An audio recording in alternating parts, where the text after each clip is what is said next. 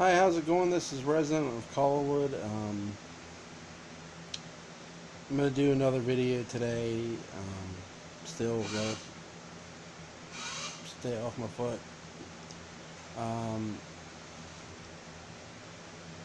I'm here to do a review and talk about the 2003 remake of the Texas Chainsaw Massacre. But before I can really get into that movie, I gotta talk about what happened in the 90s.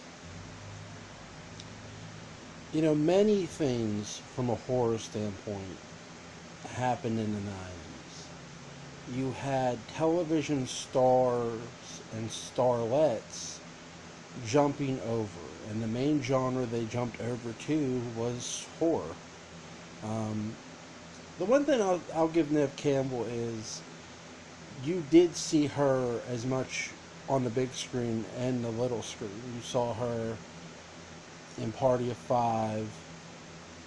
You saw her in The Craft. You saw her in Scream. But I think what was done so well with Scream was you, in my opinion, when you kill off somebody like Drew Barrymore, and that case has been made, you wonder who's next. So I think and she wasn't the only one, obviously, who jumped from around. And you look at other names that jumped to the big screen. David Boreas, who played Angel, he was in a movie called, I think it was called Valentine or My Valentine.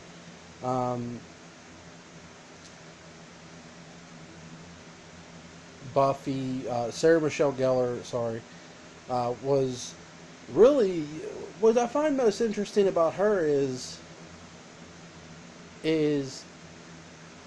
she's in I Know What You Did Last Summer with Ryan Phillippe, Jennifer Love Hewitt, who's in that movie, who stars in that movie, and Freddie Prinze Jr. She's also in Scream 2. But what I find most interesting about Sarah Michelle Gellar is she does two movies with Ryan Phillippe. I think I mispronounced his last name. If I am, I apologize. That Cruel Intentions and I Know What You Did Last Summer. And it's weird because I find it interesting. They're playing lovers in I Know What You Did Last Summer. And then they're playing brother and stepbrother or stepsister or brother and sister in Cruel Intentions. So you had an array of stars, television stars, jumping to the big screen, and like I said, primarily in horror. And I want to make note of this because it's going to further my point that I want to make for this remake here. And another thing in the 90s, you had Texas Chainsaw Massacre movies. Now, if you saw Texas Chainsaw Massacre, the one where the girl's driving down the road and they follow her, that's a good movie, okay?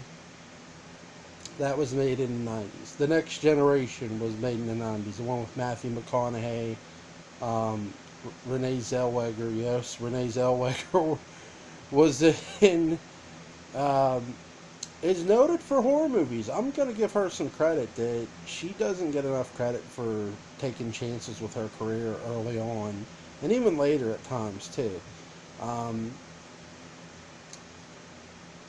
And I think it's interesting that you have all these people going into horror when, horror is being perceived as dead. And to me, horror wasn't dead as so much. A genre will never really die unless it loses its fan base. I've said this with Dark Shadows, okay? As long as Dark Shadows gets talked about amongst the fans, it'll live. It'll have a life, okay? I'm sitting weird as well. Again, I gotta get off my foot and stay off my foot, as you guys know. But with with all these stars coming to this big screen, these television stars, it made me think of a specific era. You know, in the 60s, you had Clint Eastwood, who was a television star in Rawhide, and he was really being put on the big screen. So was James Gardner, you know, Charles Bronson. Really, history tends to repeat itself. I would say the westerns and the war movies were sort of like the horror, what horror was to the 90s for the television star. That's what westerns were and war movies were in the 60s. You saw television stars going to the big screen. And this brings me to I want to say Jessica Biel or Jennifer. This brings me to Jessica Biel. Now, I watched a lot of 90s television, and Seventh Heaven was on. And when you saw Jessica Biel, you knew it was only a matter of time before she went to the big screen. I'm going to say something that I know a lot of people are going to disagree with, and that's fine. She waited way too long to make that jump. And it's not just what she made the jump to, it's, to me, what was behind that jump. Not her necessarily or her agent, but let me put it to you this way, and this is where I'm going to start my 2003 Texas Chainsaw Remake discussion here. This is where I'm going to start this. You have Jessica Biel being cast in a movie from a protagonist standpoint, but you look at the other actors in the protagonist role, there's no one else notable in those roles. In some sense, while Texas Chainsaw Massacre was trying to,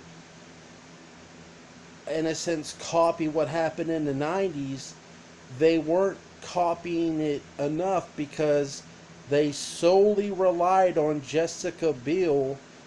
I'm not saying about performance carry this movie. They wanted her name in this movie, and they wanted her. You know, she's a beautiful looking actress. She can act. But when you cast somebody in a movie like a Jessica Biel, and you go, well, we don't need to put any other notable name protagonist-wise beside her. To me, you go watch Scream 2, you know, even Scream 3, and then you go watch, you know, Urban Legend, you go watch, I Know What You Did Last Summer, I Know What You Did Last Summer too. You have notable names, okay, around those other actresses that are being killed off. So when you walked into a theater for Scream or I Know What You Did Last Summer, when I went to go see I Know What You Did Last Summer and Scream, I didn't walk into the theater going, Neve Campbell's going to survive the movie. I didn't walk in there going, Jennifer Love Hewitt's going to survive the movie. Because you have Sarah Michelle Gellar, you have Freddie Prinze Jr., you have Ron Phillippe in I Know What You Did Last Summer, and Scream. You had Drew Barrymore. You had the girl who did Charmed. God, I forget her name. People are going to kill me. But you had David Arquette. You had Courtney Cox, who was also on Friends. You had these names out there that are really large. And they're going to the big screen. They're on the big screen. And here's Jessica Biel now in 2003. She's on the big screen in the Texas Chainsaw Massacre remake, but she's the only notable name from a protagonist standpoint. Now, from an antagonist standpoint, and here's where I'm going to give them credit, Arlie Ermy carries this goddamn movie for me. And I'll tell you this, he does not get enough credit for this movie. I'll give that. That was the best choice they made from an antagonist standpoint. But where this movie suffered for me was I went to go see this movie, and I'll never forget that I bet my brother $50. I said, I knew Jessica Biel was in it. I said, I'll bet you $50. Jessica Biel lives. Because you look at the names on the poster, you know she's surviving. You would have had to have been a complete idiot to walk into that theater thinking she was going to get killed off. And I'm sorry, I'm not trying to offend anyone. If you did, then you did, okay? But for me, I knew. I said she's living. And for me, from an audience standpoint, from my standpoint of being an audience member, I should never be able to walk into a movie knowing who's going to live. Never. Never. I should never be able to walk into any movie and go, that person's living. Look, I'll give you an example. I just saw Avengers Endgame. We saw Avengers Endgame in April. I didn't know, I didn't go, well, Tony Stark's going to live. I don't know that. I don't know who's going to live. The way they just did the last Avengers movie, you don't know what's going to happen. You kind of figure Thanos is going to meet his demise, but you don't know how they're going to do it. Now, what I'll say to the Texas Chainsaw Massacre remake is it a bad film? No, it's not. But I think this movie primarily got remade. And to me, why I feel it shouldn't have been remade is because the primary reason is because you just had Texas Chainsaw Massacre movies in the 90s. It's sort of the equivalent of you had these Final Destination movies in the 2000 era, and they're now rebooting it. Okay? Well, they're remaking / rebooting the franchise in 2003 for the Texas Chainsaw Massacre. Yet, not so long ago, you just had those movies in theater for that franchise. So, you're hitting the remake button in 2003. I thought it was premature to hit that button. Number two, I'm walking into a theater. Jessica Biel is in your movie. She's the star of this goddamn movie. And you have no one else around her from a protagonist standpoint who I can literally say could survive this movie. To me, that hurt this movie. I did not love the predictability. Did I like how they shot this? Yes. Did I like the acting? Yes. But let me tell you where I give this movie, and, people are going to kill me. Now, I usually give a 6 for acting, and the rest you earn.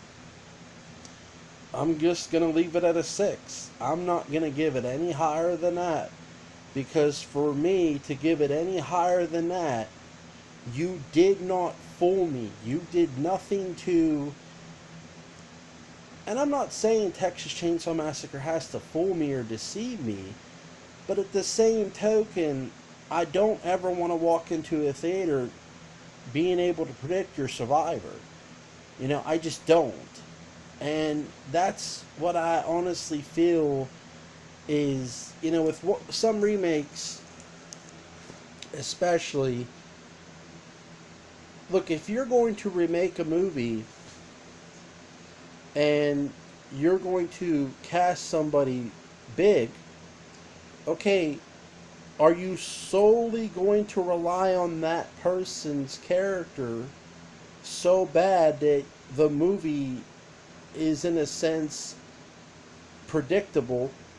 And to me, that's what I would say about this movie. It's predictable. You know, and you knew Jessica Biel was not dying in this movie. That her character, I should say, was not dying in this movie. And here's where I'm going to end this right here. With that, when you have it that obvious, and I'm sorry if you didn't feel it was that obvious, I can't help you, I can't give you a clue, then you really need to step back and go, okay, why, ask yourself this: how wasn't it predictable? Look at not the antagonist names, the protagonist names. And you honestly tell me, if you were to watch this movie over again for the first goddamn time, you mean to tell me that those, any of those actors you believed were making it out alive? That those characters, I should say, were making it out alive? And to me, I did not. And I knew better. Jessica Biel, I really think, did herself a disservice. One, jumping late, being sort of the last to jump. Number two, putting herself in a position where she's the one who is going to live. If they would have put, and again, I know I'm running a little long, if they would have put other people around her that you could have said might have lived, it would have been different. But to me, when you're going to make your movie predictable, just because it's shot well and it's well acted, that doesn't make a movie great for me all the time. I don't want to be able to predict your movie. If I can predict your movie, then I'm sorry, your movie's not great in my opinion. Your movie's okay, but it's not great. It's not, I wouldn't put it in a top 5, 4, 3, or whatever. I can't view this movie as great because I'm able to predict who you're having survive this movie. And that's just something I should not be able to do. So that's just my viewpoint of this whole remake thing in the Texas Chainsaw movie. I hope you guys enjoyed this. Thank you. Bye.